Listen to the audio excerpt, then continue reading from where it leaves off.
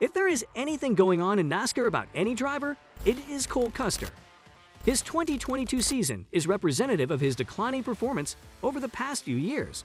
So what happened to him? Everyone wants to know. Hello Nascarians, welcome back to NASCAR Zone. Let's get to know everything about Cole Custer's Xfinity days and how he has been the worst driver. But before we begin, do subscribe to our channel and hit the like button.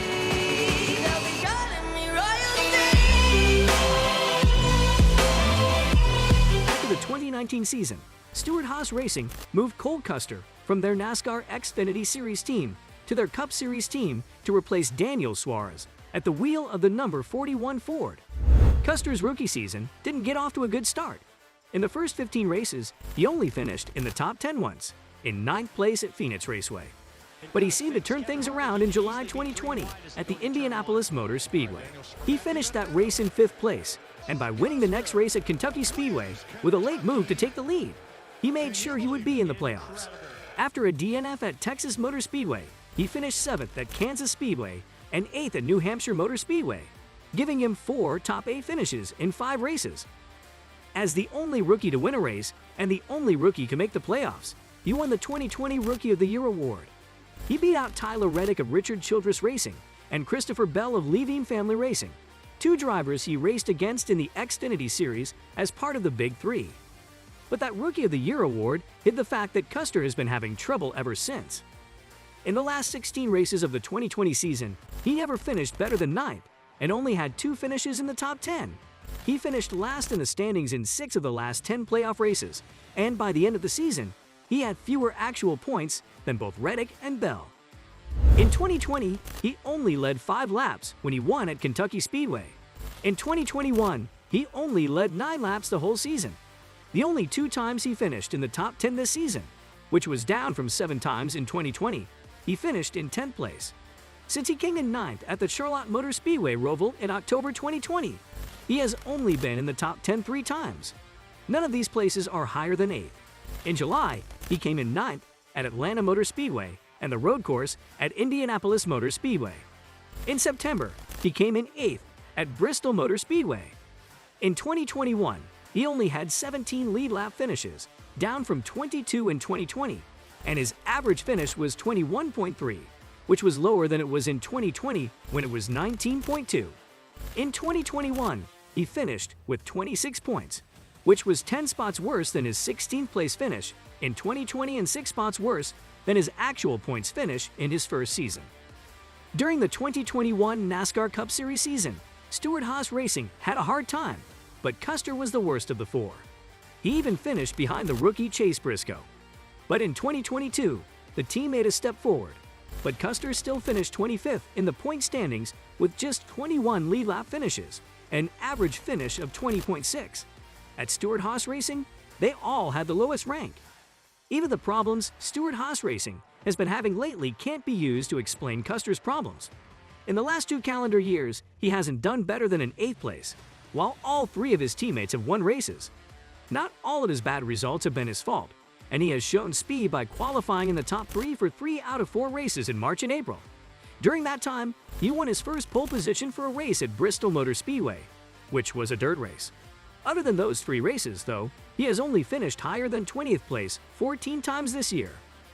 But when you've only finished higher than 10th place 4 times in the last 88 races you've run for one of NASCAR's best teams, and you've only finished in the top 10 3 times in the last 59 races you've run, serious questions need to be asked. Stewart-Haas Racing thought that they only had 1 driver to replace before the 2023 season, which could have worked to Custer's advantage. Before the 2022 season started, Eric Almirola said that it would be his last time driving the number 10 Ford and his 15th and last full season of racing. Stewart-Haas Racing is used to switching up its lineup of drivers.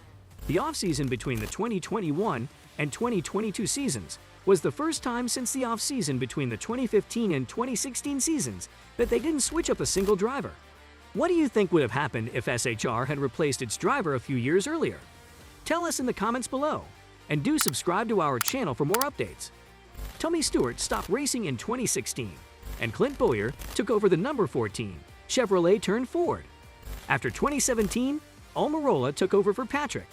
After 2018, Suarez took over for Kurt Busch, at the wheel of the number 41 Ford.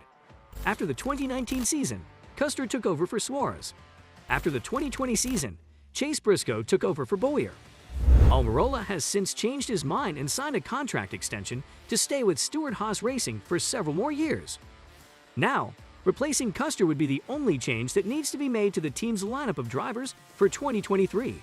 So what has SHR decided now? Sometimes you have to take 2 steps back in order to take 2 steps ahead. Stewart-Haas Racing is hoping to do just that with Cole Custer, who was recently demoted to the NASCAR Xfinity Series after a 3-year career in the Cup Series. SHR co-owner Tommy Stewart courted Ryan Preece, a short track ace who spent 3 years in the Cup Series with JTG Daugherty Racing last year to become the team's reserve driver. Preece will take over the number 41 Ford from Custer.